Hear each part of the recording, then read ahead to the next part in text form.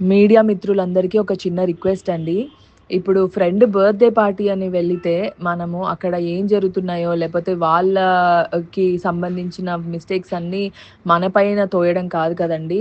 మీరు గూడా ఒకసారి చూడండి.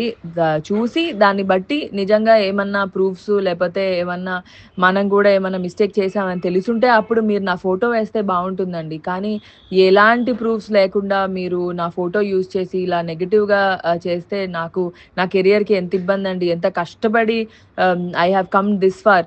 ఇది బర్త్‌డే అంటే ఇప్పుడు మీరు కూడా ఎవరి బర్త్‌డే అయినా పిలిస్తే మీ ఫ్రెండ్స్ బర్త్‌డే అంటే వెళ్తారు. ఇప్పుడు నా ఫ్రెండ్ అంటే ఎవరో అనుకోని వెళ్ళకుండా కాదు కదా! ఆ అమ్మాయి మంచి షీ ఈస్ గుడ్ నో. అలా నా ఫ్రెండ్ అని చెప్పి నేను వెళ్ళాను. అలా అక్కడ జరిగిన సిట్యుయేషన్స్‌కి నేను బాధితురాలిలాగా ఇప్పుడు నా ఫోటోని మెయిన్‌గా ఇలా ఫోటో పెట్టి మరి చేయడం తప్పండి. మీరు మీ ఫ్రెండ్స్ బర్త్‌డేకి వెళ్తారు గదా! అక్కడ జరిగిన మిస్టేక్స్‌కి మీరు బాధితులయిపోతారా అండి?